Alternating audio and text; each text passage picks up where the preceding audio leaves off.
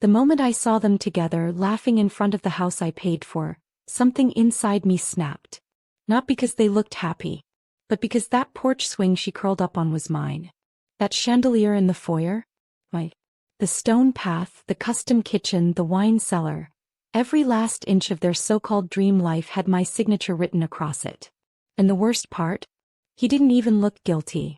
Not a flinch. Not a glance. He wrapped his arms around her like he hadn't drained me dry to fund his fantasy. That was the day I stopped grieving. That was the day I started planning. My name is Ivy Walker and I gave everything to the man I loved. My money, my trust, my future. Now I'm taking it all back. It started the year my father passed away. I was 28, working in event design, building my business from the ground up. My father, God bless him, had always been my biggest cheerleader. I was his only child, his pride. And when he died, unexpectedly, he left me everything. $3 million in inheritance. Property. Stocks. Enough to finally breathe.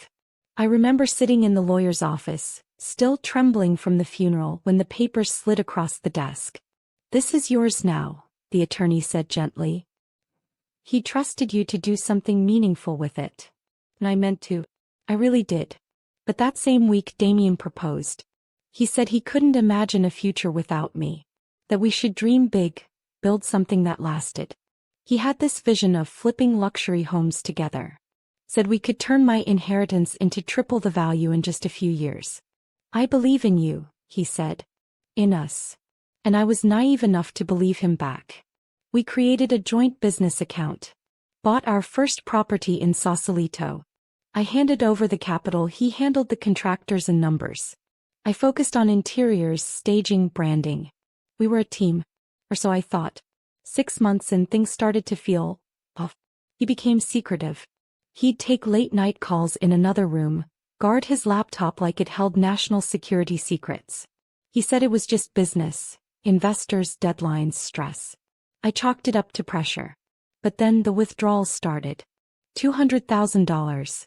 Then $375,000. Gone. Disguised under vague descriptions like expansion and consulting. And every time I asked, he gave me a smile and a kiss and a vague explanation. "I've got it under control, babe. Trust me." I wanted to. God, I wanted to. Until the night I came home early from a trip to LA and found our house empty. No Damien. No notes. Just silence. His phone went straight to voicemail. His apartment was cleared out. My heart raced as I logged into our business account and froze. I sat there in the dark, staring at a zero balance and a future that had just vanished. He was gone. With every dime. And I had no idea where to even begin looking. When I finally found him, it wasn't because he reached out. It was because someone tagged him in a photo on Instagram. A housewarming post. There he was, Damien, grinning ear to ear, arm wrapped around a woman I'd never seen before, standing in front of a house that looked painfully familiar. My house. The first property we bought together. The one I'd poured my inheritance into. The blueprint, the paint swatches, the fireplace I argued for. All of it. And now it belonged to them. They'd changed the exterior, added a pool, and rebranded it as a fresh start. But I knew every corner of that house. I knew the floorboards that creaked near the master closet. I knew the handmade Italian backsplash in the kitchen, because I'd chosen it. My jaw clenched. My fingers curled so tight around my phone I thought I might snap it in half. Caption read, "Cheers to new beginnings and forever homes. #power couple #dream house." I didn't sleep that night. I couldn't. I scrolled through her profile, heart racing, fists trembling. Her name was Delilah Carter. She was some kind of interior designer / lifestyle influencer. All polished veneers and aesthetic photos. In one post, she credited Damien for helping her launch her new decor brand. "He believed in me when no one else did," she wrote. I laughed bitterly in the dark. Of course he did. With my money. I called him. Over and over. No answer. I emailed. Texted. Nothing. It was like I never existed. I went to the police, to lawyers, anyone who'd listen. But every document was clean. Every signature on the contract was mine. And that's when the weight of my mistake hit me like a freight train. I had trusted love over logic. I had handed a con man my future. With a pen. My so-called business partner had siphoned off my inheritance, vanished without a trace, and now re-emerged to play house with someone else, in my dream. People said, just move on. Be grateful you found out. But how do you move on when your entire identity has been erased? When your blood, sweat, and soul now has another woman's name on the mailbox? I couldn't let it go. I wouldn't let it go. Because this wasn't heartbreak. It was theft. And Damien, he was about to learn what happens when you rob a woman who's already lost everything. I started small. One day, one move at a time. The first thing I did was silence the part of me that still loved him. That part, the girl who once saw stars in his eyes and a future in his hands, had to die. And she did, slowly, as I combed through our old emails, contracts, receipts, and texts piece by piece. What I needed wasn't anger. It was evidence. I discovered something interesting buried in an old Dropbox folder we used to share. A list of potential investors. Names, numbers, emails. He had used my money to grease palms and build his network. But sloppily. There were gaps. Unpaid permits. Overdue invoices in my name. He'd gotten arrogant. The second thing I did was change. Physically, emotionally, professionally. I rebranded my business. Switched my last name back. Updated my portfolio. I booked a stylist, cut off 10 inches of hair, and walked into every networking event in the city like I owned it. As I had to. I wouldn't let the narrative be the girl who got robbed. I would be the woman who took it back. I started offering design consulting for luxury flips and boutique hotels. Within 2 months, I had 3 high-end clients. By the end of that quarter, I had made back nearly $120,000. It wasn't everything Damien took from me, but it was a start. Then fate handed me an opportunity on a silver platter.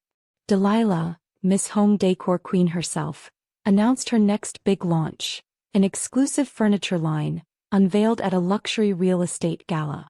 The same gala Damien and I used to attend together. The one where I first met him. I bought a VIP ticket.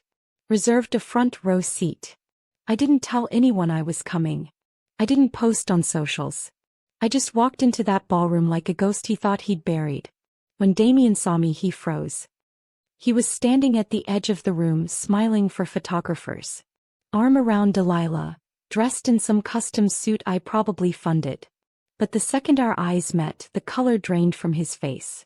I didn't look away. He didn't move. And for the first time since he disappeared, I had the power. I walked past him like he was air. Delilah was too busy talking to the press to notice his discomfort. But I noticed it. The way his hands trembled. The way he tried to pretend I wasn't real. I was more real than I'd ever been. That night I learned something else. Their entire business, their influencer furniture brand, was built using one of the LLCs I had registered during our flip days. The documents were never transferred. The tax ID still had my name attached. So while Damien played house with my money, he'd also left a legal trail that tied his precious brand directly to me. And that was my opening. I didn't confront him. Not yet. That would be too easy. Instead, I contacted a lawyer. A good one. We compiled every record. Every trace of my money, every invoice tied to my name, every ounce of effort I poured into the original brand. And then we filed a lawsuit. Not just for fraud, but for full ownership. The media got wind of it. They always do. And just like that, Delilah's picture-perfect life started to crumble. She posted a vague story about betrayal and jealous women trying to tear her down. Damien stayed quiet. His silence was louder than any statement he could have made. They thought I would back off. They thought I'd settle. But I didn't want to check. I wanted to burn the whole thing down. They say revenge doesn't heal you. That it leaves you bitter, hollow, angry. Maybe that's true, for people who never lost everything. For people who haven't watched someone else live their dream while they sit in the shadows, screaming into the dark. But I wasn't bitter. I was focused. By the time the lawsuit made it to court, their shiny influencer empire had begun to rot from the inside. Sponsors started pulling out. Followers demanded answers. A few journalists reached out to me for statements, but I didn't say a word. Not until we stood in front of a judge. Delilah sat in the front row wearing sunglasses indoors, trying to look unbothered. Damien, on the other hand, wouldn't even look at me. He just sat there fiddling with his cufflinks like a child waiting to be scolded. The judge was stern, efficient, and thorough. It turned out, Damien had transferred assets illegally. The LLC was still under my name. My tax ID. My original business model, branding sketches, even some of the copywriting they used, was mine. They had built their empire on my foundation and never thought I'd come back for it. But I did. With fire in my veins. The ruling was swift. Ownership reverted back to me. The judge even ordered a financial audit to determine damages. That part is still ongoing, but my team estimates they'll owe me at least $600,000. Maybe more. Enough to rebuild, expand, and then some. When the verdict came down, Damien looked like he'd been sucker punched. Delilah stormed out. I didn't follow. I didn't gloat. I just sat there for a moment, letting the silence settle. Then I smiled. But I wasn't finished. Publicly, I made my return. On my terms. I posted a single photo, me standing in front of the house they stole with the key in my hand. No caption. Just a hashtag. #reclaimed. It went viral in less than a day. The comments flooded in. Women, men, strangers from all over the world calling me an inspiration. I didn't do it for them, but suddenly I wasn't alone anymore. A few weeks later, I launched Olivia Stone Interiors. My own design firm. My own story. No Shadow. No Damien. No Delilah. They tried to slander me, call me bitter, dramatic, just the ex. But people weren't buying it anymore. The truth was out. Receipts had been posted. Screenshots shared. Lawyers involved. Delilah went on a break from social media. Damien disappeared again. Word around town is he's in debt now, trying to find new investors. But no one trusts him anymore. Not after what he did to me. As for the house, I sold it. Not because I had to, but because it was never really my home. It was a symbol. One I'd already taken back and outgrown. I bought a cozy townhome downtown with big windows and exposed brick. I designed every inch of it myself. And every morning when I wake up, I feel whole. Not because I have a man in my bed. Not because of the money or followers or headlines. But because I found myself in the wreckage. I became the woman they thought I could never be. No. I'm untouchable. After the court ruling and the firestorm that followed, you'd think Delilah would have gone quiet. Maybe taken accountability. But no. She did what she always did, spin the narrative. She went live on a backup page, tearfully claiming she was manipulated by Damien. That she was just trying to help a friend's vision, and got dragged into something toxic. I watched it while sipping tea in my new office. Every single word felt like déjà vu. The same faux sincerity. The same fake vulnerability. She used to steal what wasn't hers. But the world wasn't buying it anymore. The comments tore her apart. People brought receipts, screenshots, and timelines that proved she'd been lying for years. Her brand was crumbling. Sponsors didn't just walk, they sprinted. She lost 3 partnerships within a week. Then her publicist dropped her. But that wasn't the worst part. The worst part came when one of her assistants, someone I barely remembered hiring back in the early days, reached out to me with emails. Emails that proved Delilah had accessed my personal files, downloaded business plans from my drive using a password I stupidly shared back when I trusted her. Emails where she bragged to Damien about how easy it would be to take over. That was the final nail. My lawyers filed a civil suit for intellectual property theft and breach of privacy. And this time, the world was watching. Reporters picked up the story. Headlines swirled. Influencer power couple stole empire from former best friend. The woman who took her life back and made them pay. Suddenly, Delilah wasn't an influencer. She was a cautionary tale. And Damien? He vanished. I later found out he tried to flee the country. But a pending financial investigation froze his accounts. Last I heard, he's under federal scrutiny for tax fraud linked to the stolen business income. The empire they built on lies? Turned to dust. But me. I rose. Not like a phoenix because I didn't burn. I never truly crumbled. I was buried under betrayal, silenced by grief, but I didn't break. I endured. I learned. And then I took everything back with interest. By the time I launched my second studio in New York, Olivia Stone Interiors was a household name. Not because I played the victim but because I told the truth. Because I showed up. Because I created something real. I started mentoring young women in design. Helping them navigate contracts, partnerships, protecting their ideas. Everything I wish someone had taught me. I wasn't just rebuilding my business. I was building a legacy. Some nights, I'd sit by the window of my downtown apartment, lights of the city glowing around me, and remember who I was before all this. The Olivia who dreamed too small. Who trusted too quickly. Who believed love meant losing yourself. That girl was gone. In her place stood a woman carved by fire and sharpened by betrayal. And honestly, I wouldn't change a thing. Because they tried to steal my life. But all they did was teach me how to live it better. When everything finally settled, when the lawsuits were over, when the noise died down, I was left with something rare. Peace. It wasn't loud or dramatic. It didn't come with confetti or champagne. It was quiet. Like waking up without the weight of betrayal on your chest. Like walking into a room and knowing you belong there not because someone invited you but because you built it yourself. My story for so long was buried under theirs. In interviews they called each other visionaries, power couple goals, self-made. I was never mentioned. I watched quietly from the sidelines while the world celebrated them for work I started, ideas I birthed, and passion I poured into late nights and unpaid hours. But the thing about shadows is, when the light shifts they disappear. And the light had finally turned on me.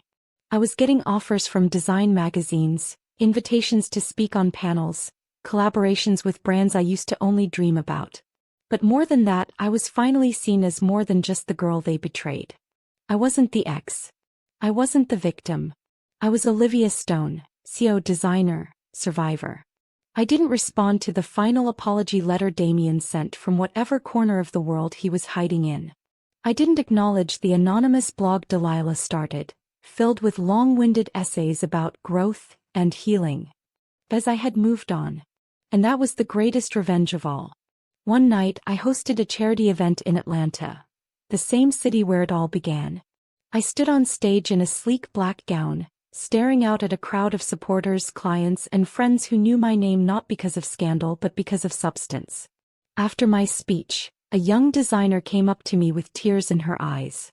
"You have no idea how much your story changed me," she said. I smiled. "You have no idea how much hearing that means. Because that's what it's all about, isn't it? Taking the pain and turning it into something meaningful. Taking the betrayal and turning it into bricks. And then building your own empire one unshakable truth at a time." So to anyone listening, if you've ever been overlooked, replaced, betrayed, or broken, know this. You are not the shadow. You are the fire, the foundation, and the future. And sometimes the best way to clap back is to build so big, so bright that they can't look away. Thank you for being part of my story. If you felt something while listening, if this touched your heart or reminded you of your own strength, don't forget to like, comment, share, and subscribe. Your support helps more stories like mine find their way to the light.